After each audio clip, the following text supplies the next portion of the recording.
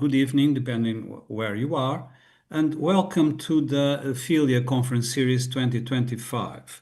Today we have with us Professor Luiz Oosterbeek, and allow me to present him briefly. Luiz Oosterbeek is professor at the Polytechnic Institute of Tomar and UNESCO Chair in Humanities and Cultural Integrated Landscape Management.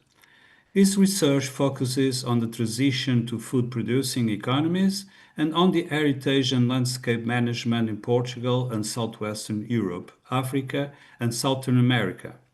He is a member of Apheleia, Academia Europaea, also member of the Portuguese Academy of History, the Lisbon Academy of Sciences, and the International Union of Prehistoric and Protohistoric Sciences.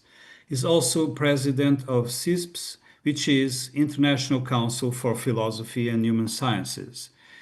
He's author of over 90 volumes and more than 300 papers. So this is a very brief curriculum of Professor Oosterbeek, and today is bringing a lecture which title is The Path of Tangibility in the Digital Era. So, Luis, whenever you are ready, the floor is yours. Thank you very much, Fernando. Recording in progress. Thank you to you and to Apheleia for the invitation to share some of my thoughts on this topic this afternoon. I will be talking in the next 20-30 minutes about this relevance of tangibility in a moment in our societies when almost everyone talks almost only about digitalization, virtualization, artificial intelligence. And I will be discussing about the implications of this in terms of awareness, in terms of understanding, and in terms of social cohesion. Let me see if I manage to share the slides. So, first things first, we live in a kind of society, and of course there is a wide diversity in terms of the structure of societies nowadays in the planet, and very different political regimes.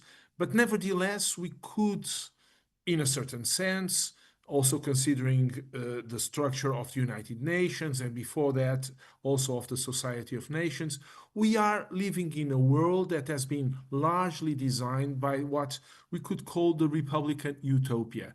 And I use the word republic in the wider sense, which it's not so much the discussion between the Republican regimes and the monarchies that still survive today, but the idea in philosophical terms that was organized around what is known as the Enlightenment or the 18th century debates in philosophy in Europe first, but also beyond Europe after that. This idea that animated several thinkers in the 18th century and later on, among which a core name is Immanuel Kant, was in a sense focused on this, on designing a kind of shared power which would no longer be restricted only to an aristocratic elite determined by birth. So this was the wider idea, the idea of a system where anyone could have access to a relevance, a prominent position in society. This was then combined with various addresses, including, in legal terms, the organization of the civic structure of power after Montesquieu's notion of the various powers in terms of executive, legislative, and judiciary powers in different regimes.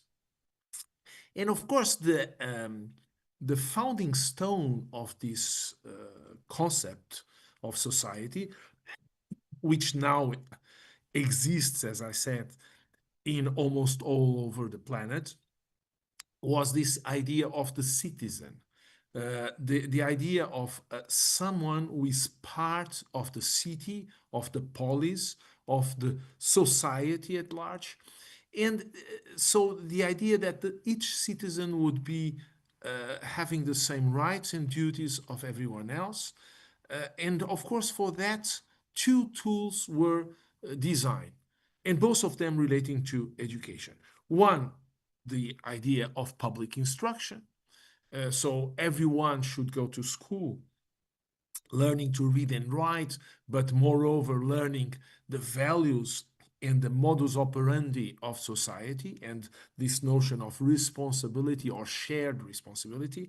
And on the other hand, after an initial instruction period in what we call still today fundamental education, what we call today lifelong education, which would include crafts, debates, what we have today as higher education, universities, but also structures like museums and other informal spaces of long life education.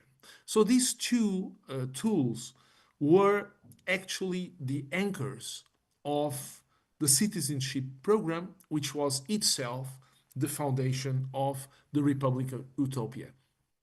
Because the enemy of the utopia was identified from the very beginning as being alienation, as being lack of information, as being the incapacity to manage complex drivers of information and of knowledge. And of course, all this was fundamental for one reason, and that's very clear in the writings of Kant, but also of many other philosophers. I said you will find it in Hegel, you will find it in different ways in Nietzsche, in Marx, just to talk about European philosophers.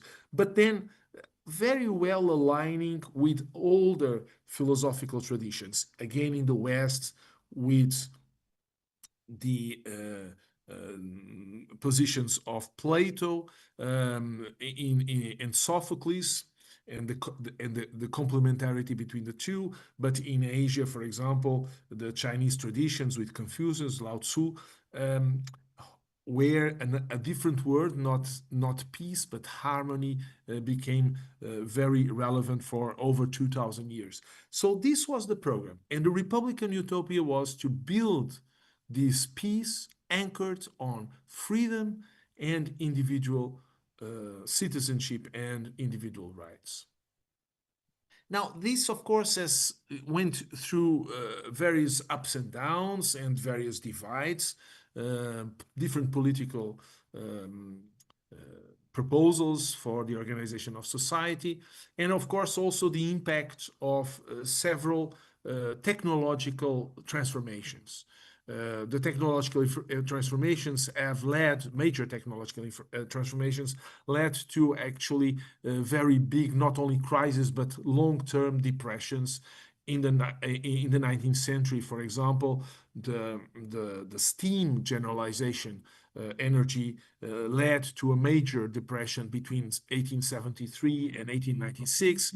The concrete technologies of the 20th century led to the big depression of 1929, 1946. And today we are, in my view, in a third big depression or long depression, which, if we want to find or suggest a date, we could put it 2008 with the Lehman Brothers financial disruption. But the initial date is not so important. There is a moment of transformation in which several processes of acceleration and transformation of the society foundations converge. Digitalization is, of course, a very important one. The surface, and the surface is of course important because we live in the surface, but the surface of these digital challenges are things like the replacement of workers by machines, which is again the same discussion of the 19th century and the same discussion of the 20th century, and again often with the same kind of ludist attempts of some to prevent, to have precaution, to freeze the implementation of the new technologies, and others being very optimistic and thinking that technology will solve all the problems of humankind, both being historically wrong and I think also wrong today. There's also a level of social media isolation. The social media, which are very not so much social. They are media, yes, these groups which are tending to decrease the level of debate, and debate in citizenship being very important. The idea of learning through the opposition and the contradiction of ideas, of opinions, of knowledge. This is, of course, challenged by the digital transition, but there are deeper implications. And I can't be exhaustive in this, but I would highlight mainly two. One, a decay in cognition. And the decay in cognition relates to the fact that the structuring of fundamental notions for human performance from over 2 million years ago, which are the mastering of the notions of uh, continuous time and space, both being articulated in causal nexus that in more recent times became immanent causal nexus, precisely combining the transformations of space through time. These notions, which we take for granted, are actually learned tangibly. It's not possible to learn the notion of time and the notion of cause without a degree of initial tangible experimentation. Because to a certain extent, the notion of space can be done and will be done in a very limited scale by observing um, the displacement notions of distance and vicinity, for example, in very small spaces. But to understand the wider complexity of the scope of the space of the world, for example, to understand what it means to be distant from some other place, 10 kilometers, 100 kilometers, 1,000 kilometers. To understand this difference is already very difficult if you have not experienced moving yourself to longer distances than your neighborhood. And then when it comes to understand the difference between 10 years, 100 years, or 1,000 or 1 million years, it's almost impossible if you don't have a mastering of space in a robust way. And then, of course, an experimentation of the transformation through time, which again is tangible when you observe the corruption of material evidences from the past, for example, of course, when you observe the aging of people around you. And these things cannot be apprehended digitally. Why? Because in the digital world, everything works at the speed of light. And because everything works at the speed of light, there is no time for our brain to process the transformation. Of course, once you master the notions in your initial stages of life, then you can, of course, have an abstract relation, which is the domain of the digital for our brains. But if you haven't trained before, then you end in a situation of alienation, of decrease of cognitive competencies. And this is the first deep implication, the decay of cognition in our society. The second is related to the first, the disruption of citizenship as autonomy against alienation, because citizenship requires a notion of autonomy, requires critical thinking, requires capacity of association, requires the dazzling about diversity and about contradiction, not only appreciation, not only tolerance, but dazzlement, the passion for understanding what we have never seen before. And this capacity can only be implemented if, again, we are trained not to be afraid of what happens, but if we are trained on the capacity to fall down and stand up again, which again you cannot learn, for example, if you only do video games, because in video games you can always go back. There's no there's no death, there's no end, there's no irreversibility, so there's no learning. The main threat today relates to alienation, and it's paradoxically an alienation through massive information, something that some authors in the 20th century anticipated. Um, Particularly, Aldous Huxley wrote about this, but he was not the only one to write about this risk of alienation. And in relation to alienation, societies then move away from a citizen based shared powered model, which is the Republican utopia, moving back to some kinds of aristocratic or theocratic or oligarchic authoritarian regimes. And we are in a process of, I think all of us understand, of a growing restriction of the space of freedom of decision.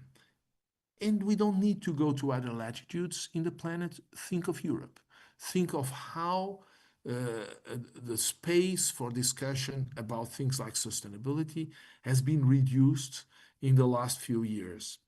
And why is this happening? It's happening largely because the discussion being very complex, then the leadership becomes more and more afraid of fostering the debates in society. But then the implication of this is the destruction of what some call democracy. I prefer to use the notion of citizenship and shared power in society.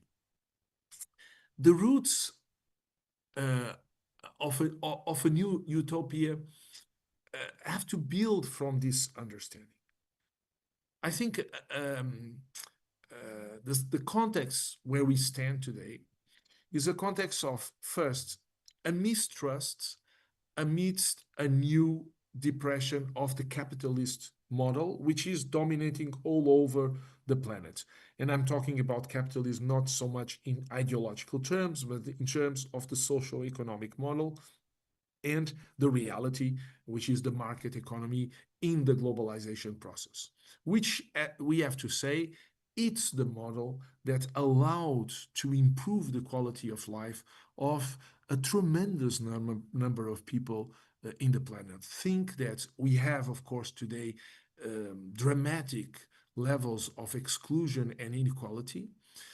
We have among 8 billions of people, at least 2 billion which are below threshold of poverty, which is tremendous.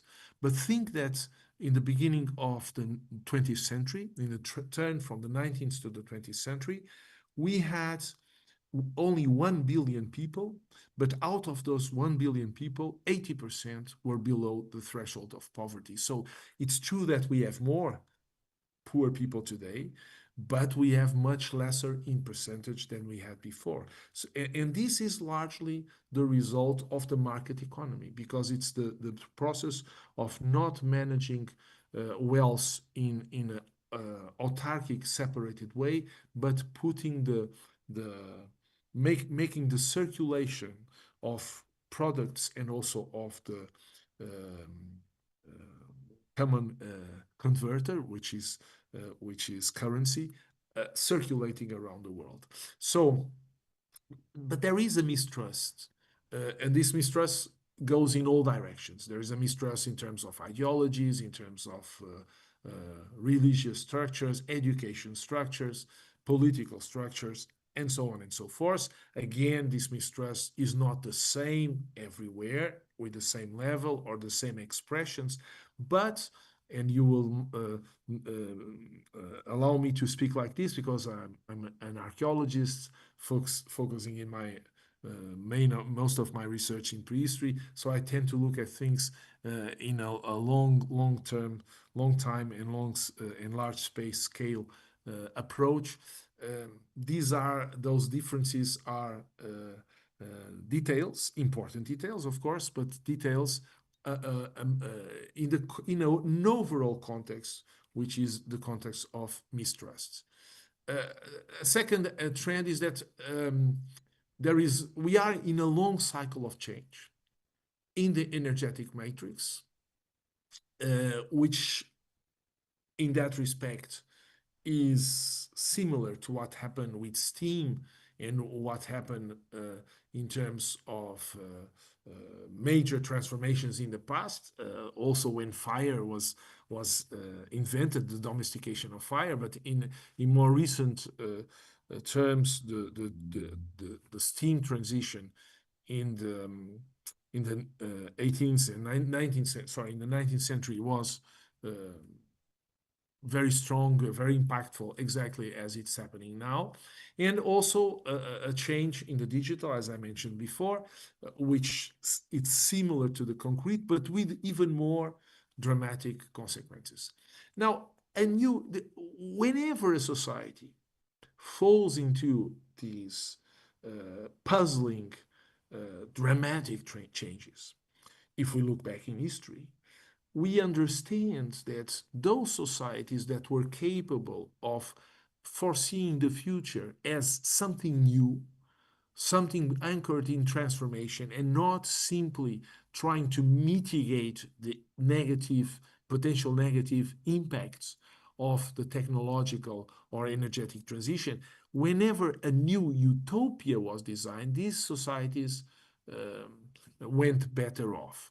And in fact, uh, we have seen it, for example, in the 19th century when Germany was capable against many other countries in Europe with Bismarck to create the utopia of the welfare state of the state of social care. This was the capacity of Germany to face this this disruptive energetic transition of the 19th century with all its social implications and economic implications and disruptive implications. Of course, the alternative being revolutions and disruptions in society. So between the two, the one that there were actually two main utopias. One was to build a new kind of society that would benefit from the energetic transition and create something new. This something new was the social care state. And the other one, which was also an utopia, was to overthrow the whole system. This was proposed by anarchists, by the socialists movement, and so on. A similar thing happened in the Depression of 29-46. The United States answered to the crisis with a New Deal and with a vision for the future that was, to a large extent, moving away from the experience of the United States themselves before 29. Europe was incapable of doing it, and the rise of fascism and Nazism in the Second World War are largely related to that incapacity. And today the question is, where is the utopia, particularly in Europe, but not only in Europe? A utopia is not a technological answer. Of course, when Europe talks about the green transition, the Green Deal, for example, this is a technological move. And when there are attempts to incorporate the digital skills, to update skills among workers, all these are needed, but these are, again, technical solutions. And many people will feel themselves excluded from that possibility because you cannot address people with 50 years old or even older than that and tell them to start from fresh learning about new skills. This will not happen. They know it will not happen. And so the only thing will happen is they will be afraid, as they are. Um, what we have seen is that in everywhere in the planet, for the time being, there are no real proposals of a different kind of society. There are proposals to, again, as usual, to dismantle the society we have. There are radical solutions in that respect. There are also proposals to resume the past, but they tend to be very catastrophic. Also in the past, this happened, and we are unfortunately observing that the combination of these two um, extreme and in any case simple, very basic, not very elaborated technological solutions are leading to growing conflicts and to wars. A new utopia means to face the challenge of becoming human for the first time. It's something that never happened before. People could be Germans, Portuguese, a little bit later on, Europeans to a certain extent, Americans, China. Some so-called nations are already multicultural entities, like the Chinese or the uh, Americans from the U.S., because there's a wide cultural diversity within them. But even in Europe, to be a German is not the same thing everywhere, or an Italian, the same thing. Some cases have performed better in the sense of in a more harmonious way. Italy or Germany with many difficulties are examples of that. Others a little bit less, which is the case of Spain. But nevertheless, we have experience at that level. But now, with energies and an economy which is global, to become a citizen implies to become a citizen of the world. And to become a citizen of the world implies a change of mindset that is even more challenging than the national globalization of 200 years ago. So, in this process, I believe that we have a certain number of, let's say, challenges, tasks to perform.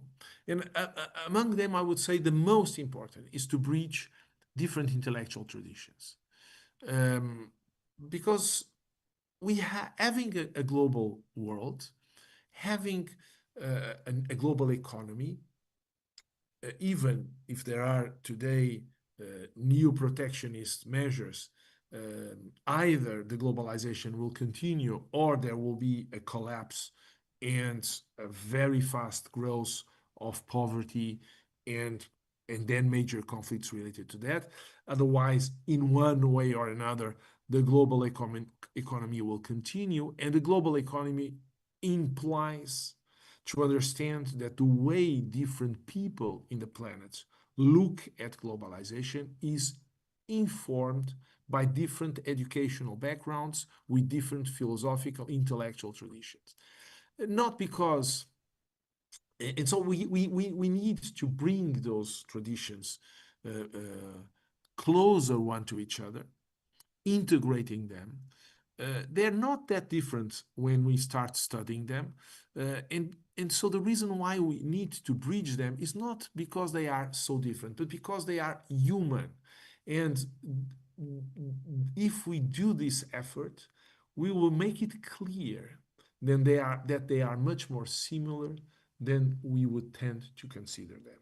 In fact, when people discuss things about East and West, for example, or between North and South, these are discussions that only make sense because there is very little knowledge about the cultural performance of the others. Uh, we call all dogs dogs. We call all horses horses. And the difference, the diversity of dogs, as all of us know, is much bigger than the diversity among humans. However, we would think that a Chinese is very different from a Portuguese or from a French or from an Argentinian.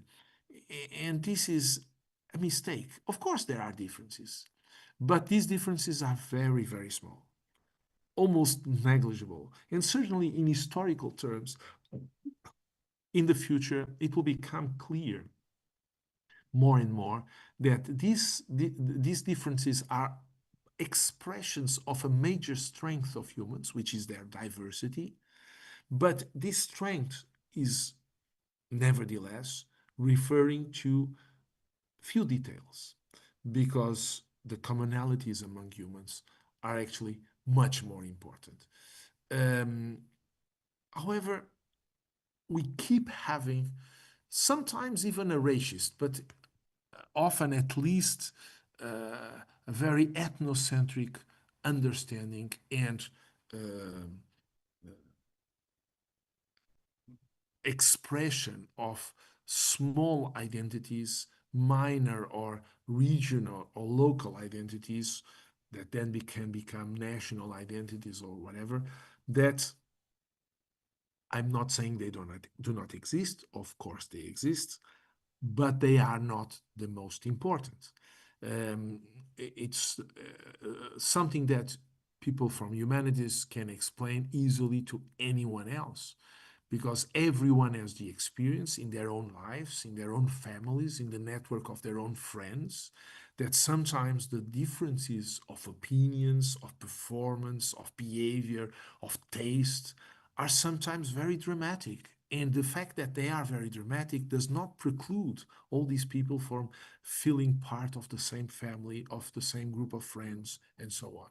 And the funny and also dramatic thing is that what people easily accept at their family and personal lives often fear when it becomes a social networking at a global scale. Why is it like this? It's because at the family and friends network and our working network, people have a tangible experience. It's not merely theoretical, it's tangible. But when people don't have a tangible experience, they will be afraid.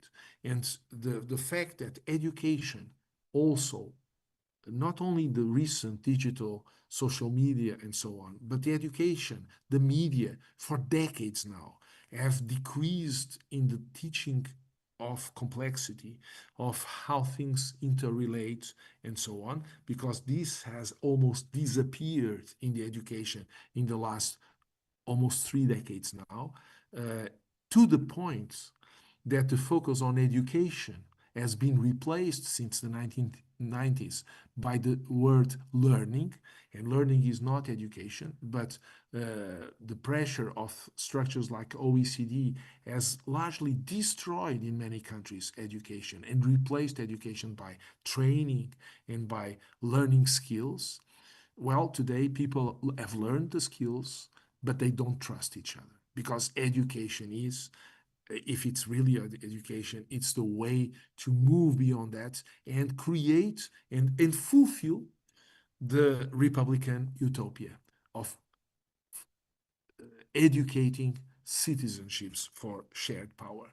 So there are differences, but education, if it's resumed, anchored in humanities and anchored in experimentation, in intangible experiences, can demonstrate the unity of humans. And the unity is much more important. So, how to do this?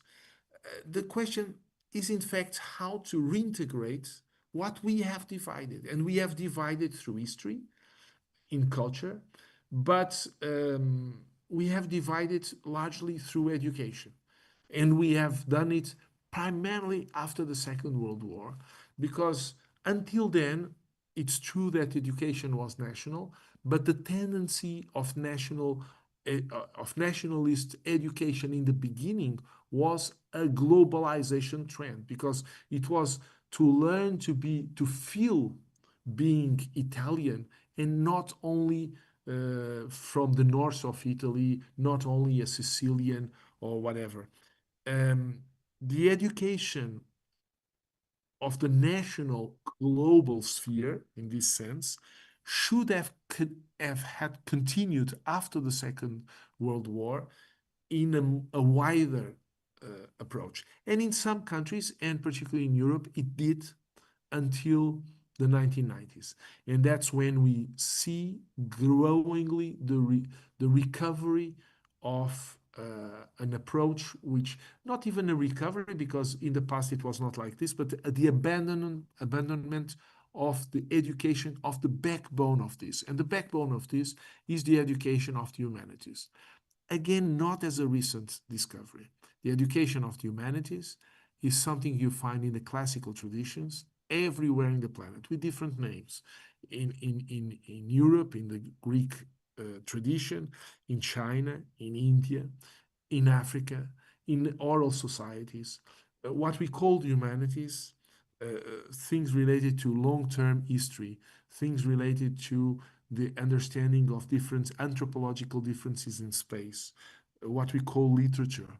These are the basics of education of all cultural traditions in the planet.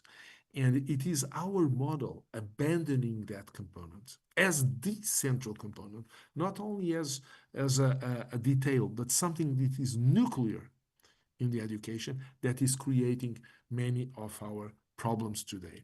And this education of humanities cannot be separated from the topic of tangibility because what we call today technology, what we call the education of skills, was always very important in what used to be called the classical education. It was not done in universities. It was done in the schools, in fundamental education. It was done in the spaces of crafts after the main values had been learned. It was done in museums later on. It was not done so much in university because there were better places to do it. Today, there is sometimes a funny discussion about universities and how universities should bridge with the industry. Well, universities need to bridge with universities with the industry because we made a terrible mistake of taking the education of skills which was done in the industry and not in universities. We have stolen that and we have included it in the university. And of course, taking the technology away from the space where it is performed leads to a lower quality advanced education in technology. But the point is probably in the future, a future that probably I will not see, things will resume what is logical. And what is logical is to have advanced studies which are anchored on learning complexity, learning values, learning and discussing about ethics, aesthetics, how we reason about logic and things like that, and leaving the education of technologies, including technologies in the field of human and social sciences, like how do you run museums and stuff like that. We should learn it precisely on those spaces. We have built a strange kind of thing that we still call university, but it's very far away from the original notion of university. And perhaps we have to move back and be a little bit more uh, humble in not trying to invent the wheel all the time. The model of a university or advanced studies, because university is a European name, but before that it was called the Academia, the Lyceum, with Plato and Aristotle. It was the schools of Confucius. It's the same thing. It's the same kind of advanced studies, and those advanced studies were never for technology. And when we say that it was the university that explains the success of the European model, which I fully agree, uh, we should also acknowledge that it is not the kind of university we have today. It's the university that we have destroyed. It's the university anchored in classical studies and in humanities, and with a very strong articulation with the practical spaces of technology developments, the industries, the structures of society in general. If we understand this, if we move back to a proper education, not primarily focused on skills and on training. If we understand that we need to resume in fundamental education gesture, it's not by accident that the Romans had this fantastic expression, mens sana in corpore sano, which means if you have a clear mind, you need to have a clear and operational body, because the Romans knew empirically what we know now from neuroscience is the muscle of the brain is interdependent from the other muscles of the body. And so we learn with our fingers, we learn with our feet, we learn with all our body. The understanding of uh, temperature, for example, depends on our body, on our capacity to feel cold or hot in a certain place. And to integrate these experiences and to reintegrate them in the educational program is fundamental. And this is what can then allow citizens to understand that the focus of challenges for human societies and for the lives of each humans are not the specific objectives, are not the goals, but it's the path. The focus is the path, is to build something at each stage of life, something that goes beyond what we can see and what we can imagine. The capacity to have a foresight that is to build something the individuals themselves will never see. Of course, the utopia of the Republic was something like that. But if we go back, look at the cathedrals of the Middle Ages, which took 150 years to build, sometimes even more, were never seen by the architects that designed them in the beginning. They only dreamt about them, and they made a drawing, but they knew they were drawing something that would never be seen. Our society is today too much focused on seeing very fast results of what we do. This is a terrible mistake. And digitalization, of course, aggravates this mistake. And again, societies that focus less on the objectives and more on the past, as Western societies did in the past, but some Eastern societies, particularly Asian, still do that, can have actually a transformative agenda that is more harmonious, more convergent, and in the end, more humane. So, what we need is an education integrated strategy. Involving, of course, the dimension of education, which means reconstructing education through tangibility for reasoning, for complexity mastering, for the appreciation of differences as part of the unity of the human, an education with two pillars: the tangibility, the experience on one hand, and the philosophical. And including in the philosophical, to be very clear, not only history, anthropology, philosophy, but also mathematics, also physics, also everything that is abstract and is not uh, limited to immediate results. And then complementing this, as I said, with experimentation outside, throughout life, in the various spaces of work, of living together in industries, museums, and whatever. But at a societal level, this has to be accompanied by the reconstruction of trust, which itself is connected to education and education throughout life. Uh, but for resuming trust in society, one fundamental step is to build intergenerational tasks, joint activities, and uh, overcome various divides that exist in society, putting the opposites working together. For example, a strategy which deals with the problems of the young people today, in terms of, for example, job stability, versus the problem of old people in terms of social care support, is something that does not help in rebuilding trust, because all it does is to isolate the anguishes of each of the citizens. It does not build a comprehensive and integrated program. And the only way to build such an integrated program is to merge these difficulties into a single strategy, which is a strategy addressing stability, continuity, and meaning, purpose for the young people and for the old people at the same time. And this is, of course, possible to be done, but it can only be done if it is understood from a framework which is not focused on technological solutions, on technical solutions alone, but in a path of convergence and of building a new kind of society. And building a new kind of society, this utopia of a transformation, is not necessarily a disruption, is not necessarily destroying what we have.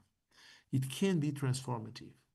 And the past have shown that transformations can be very radical and still not necessarily very dramatic in terms of the lives of people. Because in the end, the choice for our societies today is not if we will transform or not, because we are condemned to transform. The question is how painful will the transformation be? Or to put it in even more crude terms, how many people must die violently before we build something different?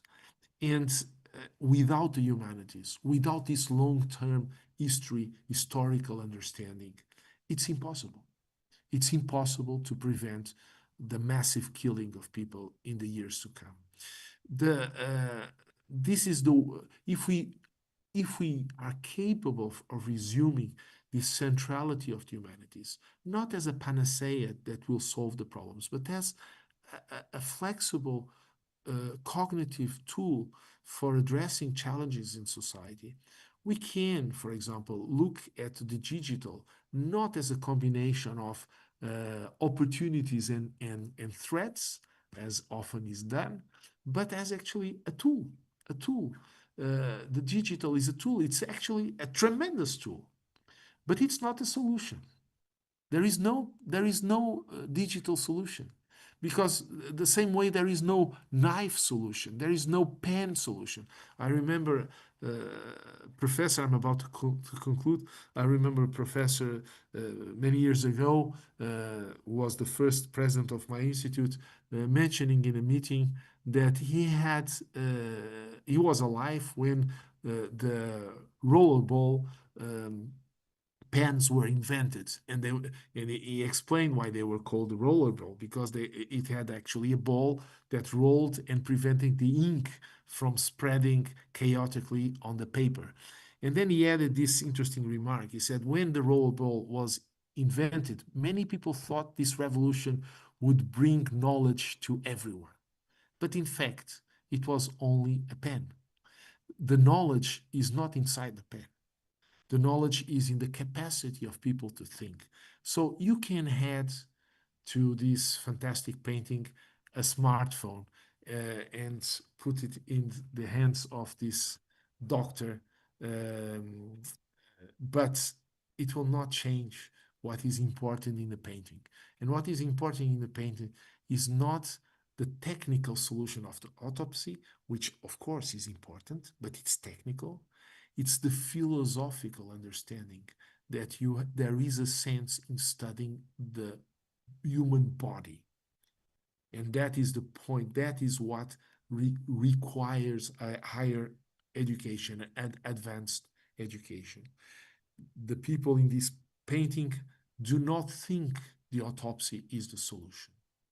They only think it's a useful tool to better understand the human, and then, of course, to also prevent diseases and failure uh, in the future for other living humans.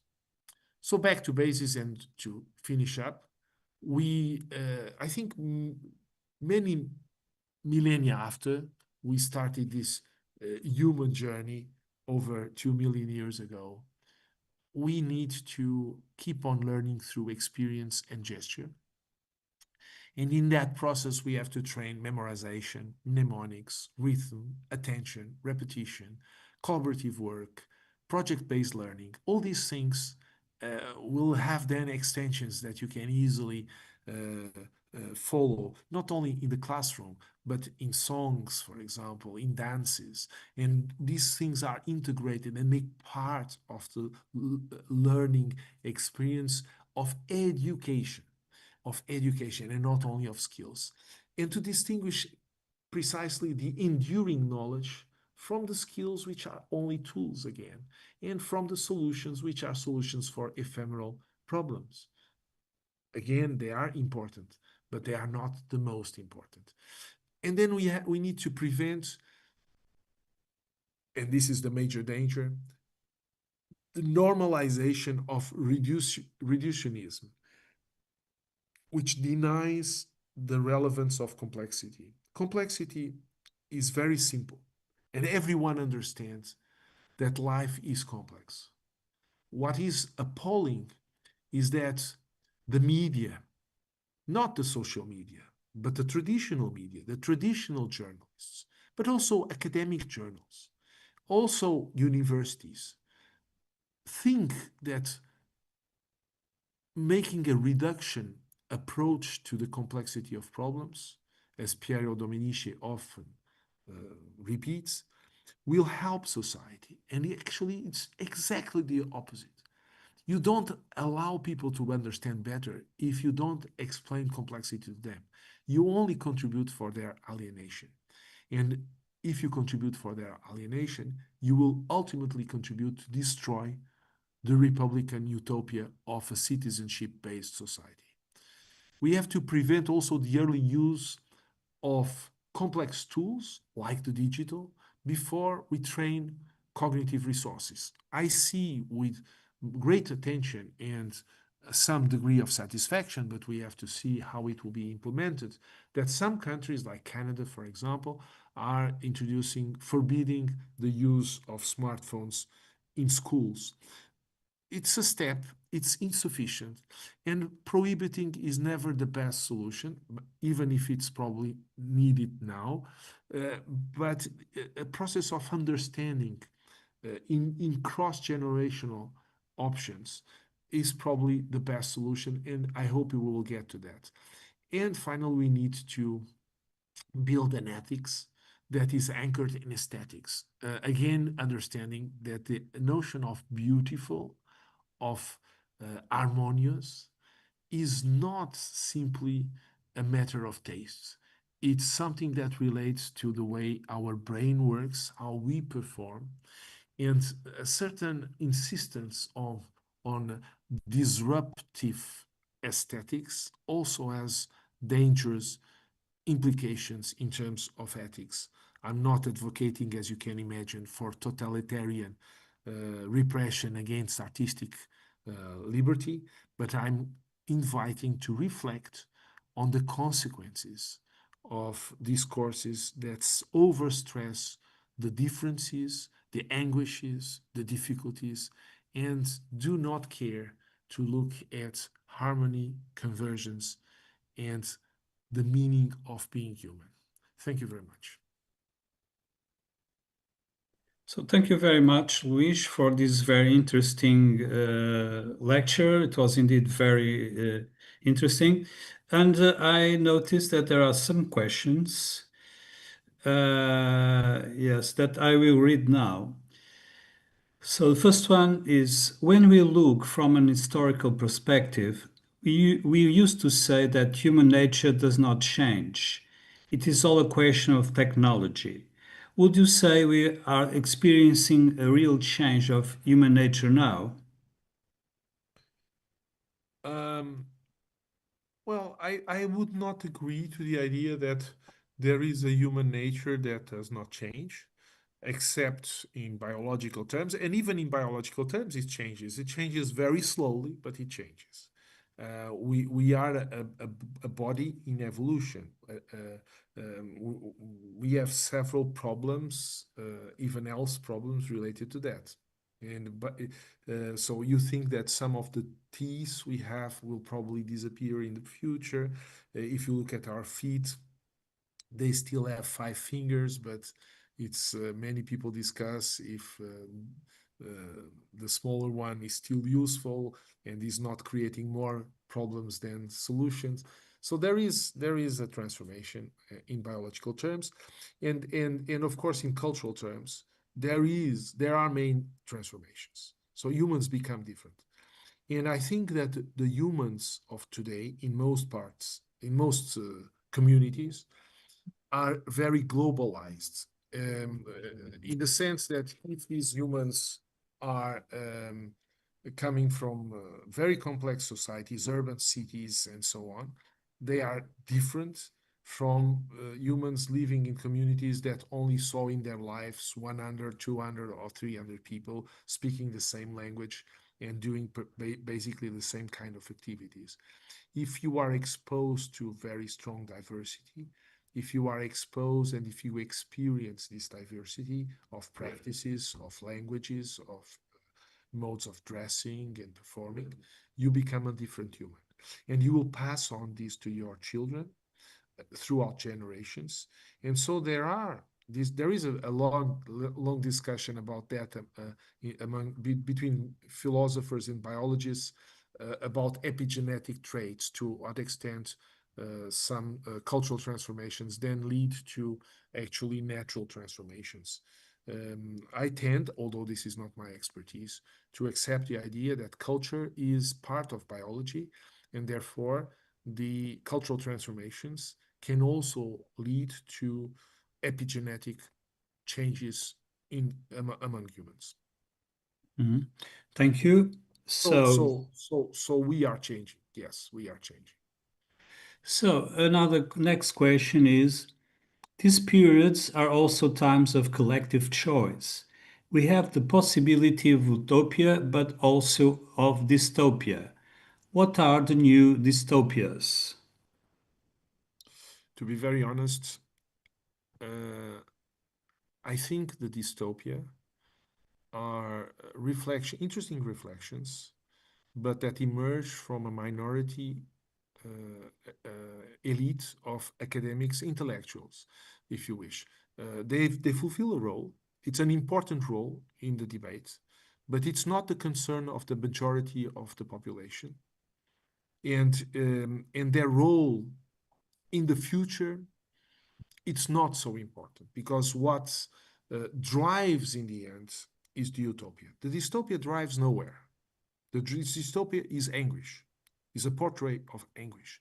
And the portrait of anguish plays a role, as I say, in society. But think of the society today. Um, there are transformations, ongoing transformations, beyond the surface of are the decisions of political leaders. This will happen. This is happening, because otherwise we would be in a much worse situation. Now, what will happen in the end, I don't exactly know. Different cultural networks will build utopias of the future, which can converge or not. Those that will be more successful will tendentially be those that are more globalizing, because they trigger less resistance. That's what makes sense. If you ask me about important dystopias today, nationalism is a dystopia, because nationalism is to think that the future can be going back to the past, and it cannot happen. It's the Mhm. dream of an old person like myself, thinking that I can have 10 years old, be 20, 10 years old again. It will never happen. I can dream about it. I can think this is the way out, but the only thing that will happen is I will be depressed afterwards. I will be very sad, because it will not happen. So a utopia is also not a dream without any foundation. Is designing, conceiving something that never happened before, but then can eventually happen. Can be something that is possible, not inevitable, but possible. So if you ask people, um, is it possible to have an utopia for humans to live 300 years? I would say this is not an utopia because all indications from medical science so far say that although humans can still expand their life expectancy, it will not go beyond 200 years, at least for the moment. So it's not an utopia because it's not realistic. If you think that moving to Mars, abandoning this planet and going to Mars is an utopia, like, for example, Elon Musk says, it's again not a utopia. It's an escape. It's again out of anguish. I'm not saying it cannot happen. It may happen, but it will not happen in the duration of our lives and of our children and grandchildren. So it's not a utopia. It's not nothing we can really do now in pragmatic terms, setting this as a vision for the future. It's not a vision. A vision for the future, for example, is what I read in the Chicago Herald Tribune of 1915. I must tell you that I read this newspaper when I was quite old, so I was not alive in 1915. But I read this, and in the Chicago Herald Tribune of 1915, there was the report of the International Association for Radiography that had been just created in the United States with different countries, and they had a plan of work for what they expected to do in the following decades. And they expected to do lots of things related to photography and also to cinema. They expected to make colored films, Technicolor films at some stage. And all these, it's very interesting because all these behind the vision. And the vision, the utopia was that if all this technology would be developed in films and photography, then later on they could invent a machine to do breast cancer detection on women and perhaps heal women with cancer. Now, this is a utopia because it is something that you have never seen but can be done.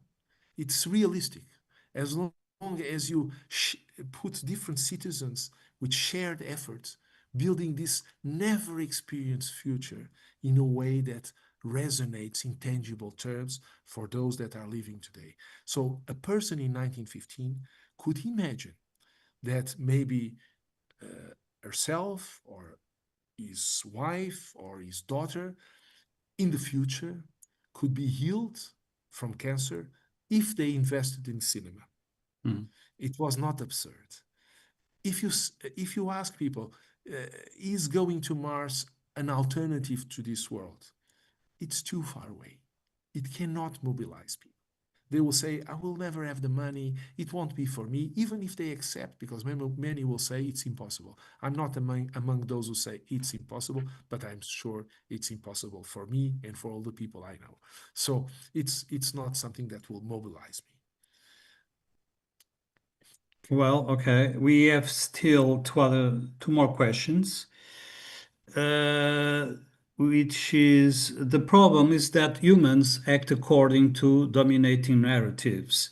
How to develop a global cosmopolitan narrative when we are witnessing competing narratives that point in the opposite direction? Precisely, I don't think humans are driven by narratives. I think narratives are important. But what drives humans are, first of all, the constraints, the physical constraints around them. I go back to tangibility.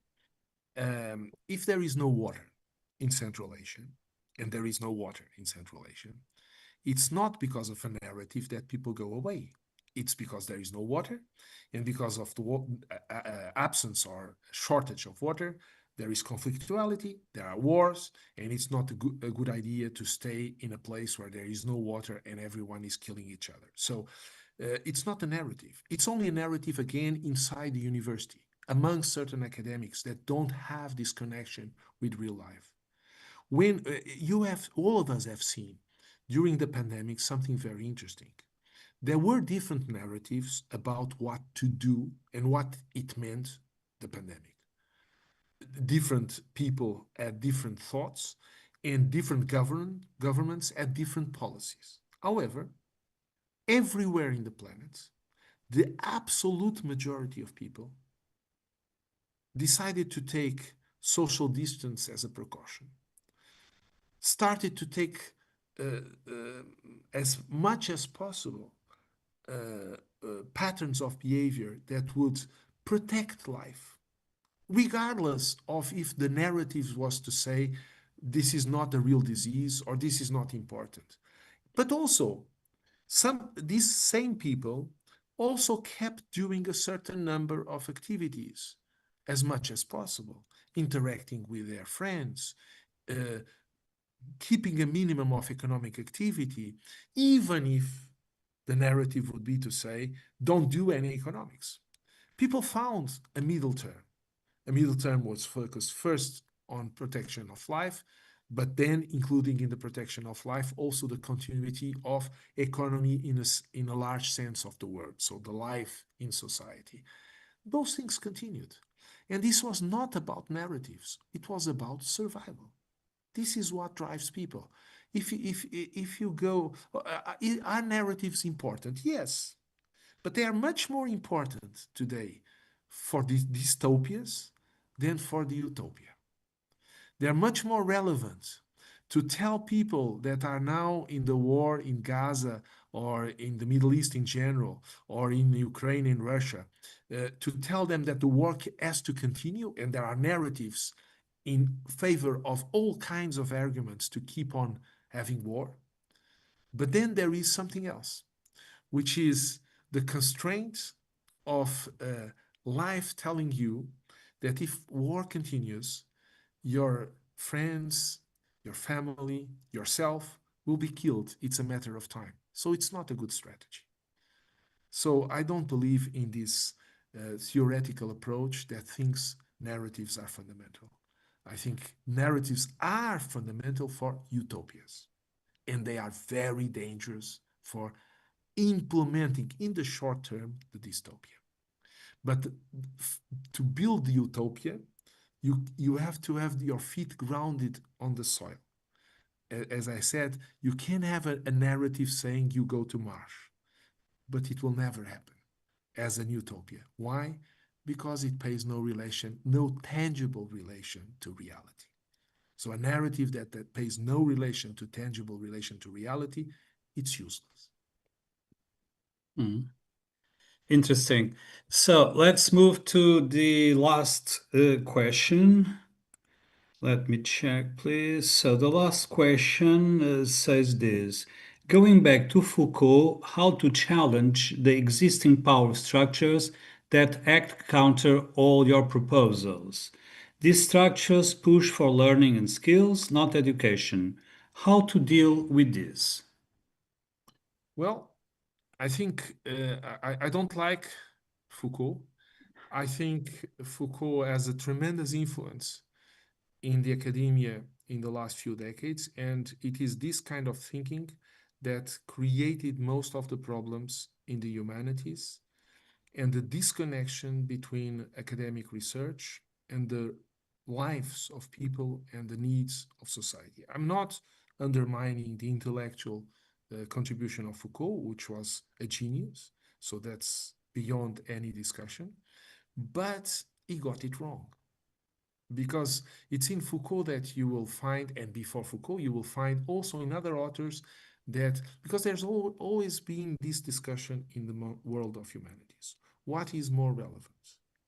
Is it the symbolic and the narrative level, or is it what Marx called the infrastructure and so on? What is the and to a certain point, it's an absurd discussion because those who only stress the infrastructure didn't understand the power of words and the power of uh, rhetorics, which is the strong tradition of the humanities education.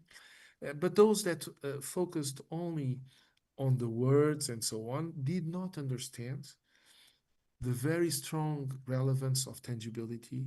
And that's, I think, what characterizes people like Nietzsche, for example, but also certainly Foucault. If so, it's true that our structures in society today are against what I would like to see around me. But the first thing is to understand that, contrary to what Foucault would think, most of these decisions are not necessarily taken for bad reasons, in the sense that they follow some kind of evil reasoning to protect this or that. Many wrong decisions, or decisions that led us to the chaotic situation we are experiencing today, were taken with the very good intentions. I give you an example. Um, Today we have a severe problem which relates to the financialization of economy, and having put all the effort in the so-called third sector of economy, the services, and circulating money and creating a bubble of speculation in all fields, including in the industry field. And this creates an unbalance, which is getting to explode now, but has been generated since the 1970s mainly. Why did this happen? This happened following the social riots of the end of the 1960s and the beginning of the 70s, of the young generations that didn't like, that were not satisfied with what was happening in society. But it also was a response to the incapacity to reduce inequality in a context where there was a major energetic crisis. It's in the beginning of the 1970s that we have the first oil crisis in the world. It's also in that period that the parity between dollar and gold ends. And then there is a strategy to move from an economy which was still anchored in um,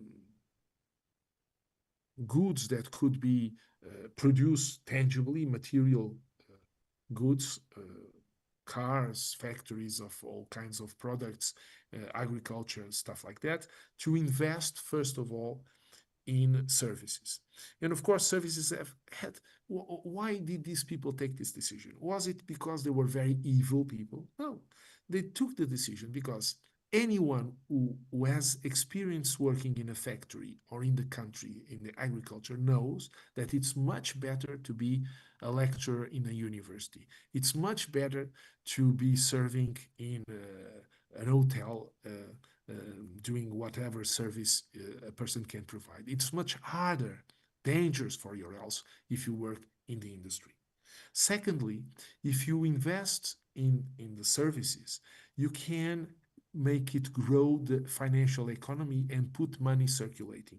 And so, with the same kind of wealth, you can benefit more people and take them out of poverty. And this is why we have a lesser percentage of poor people today than we had 120 years ago. But of course, it was a speculative model.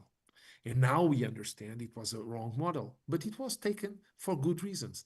And if you talk to people in economy now, many of them will say, yes, but we cannot move back.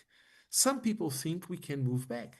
That's what the protectionists are trying to do. That's the policy of the United States, for example, now. But again, they are looking at one difficulty, which is the financialization, and with putting aside all the ideological implications of this. I'm only looking at the technical aspect. The technical aspect is there, it's a mistake, because if you move back, you will find yourself again in the problems of inequality, tension, and going into war of the 1970s. It was this move that helped putting an end, not only this move, social movements were important, but putting an end to wars like Vietnam. So, complaining about and saying that everything was a plan from the very beginning, and that's pretty much what came. I don't want to be unfair to Foucault, but at least it's what uh, came out of the disciples of Foucault. It's deadly wrong. It's deadly wrong. Decisions were taken, again, based on the tangible realities of the time. And if we want to move forward, we have to ground our strategies on the tangible constraints of the present, not of the past. And the constraints of the present are not being dealt by many. And I think this is the kind of work. But I don't want to expand too much because we have overcome the time. But let me just add this: a pragmatic step forward, which I think can get the support of a majority. And that's the issue. An utopia doesn't, it cannot be built without a majority. So all the discourses which are focused on minorities will be defeated, will be dystopian.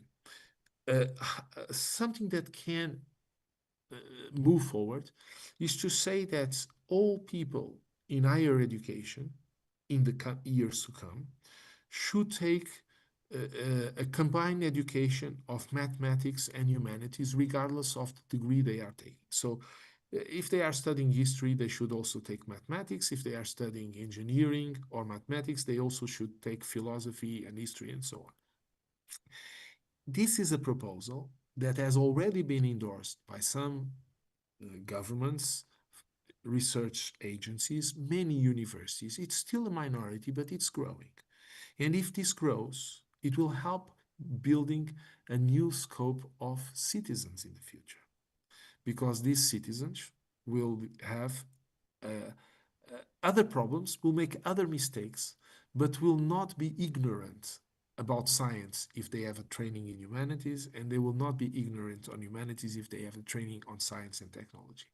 So this is a way to go. And I think this is what life comes.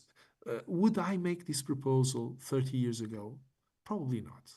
Because at the time, the perception of needs was different. Today, we can understand the negative role of university in our leadership. Because when we look at leaders, and often we don't like them, we understand that it was us in the university that trained them. And this was not so obvious 30 years ago, because at the time, we still had much stronger leaders in that respect. So, unfortunately, it's time to close, but it was very interesting indeed, very inspiring. Thank you again, Luis. And next, in 15 days, we'll have next lecture. Until then, let's try to keep mens sana in corpore sano. Yeah, I'll go to the gym this afternoon. So I suggest this to others as well. Okay. Take care. Thank you again. Thank Take you very care. much again Bye-bye. for the invitation. Bye-bye.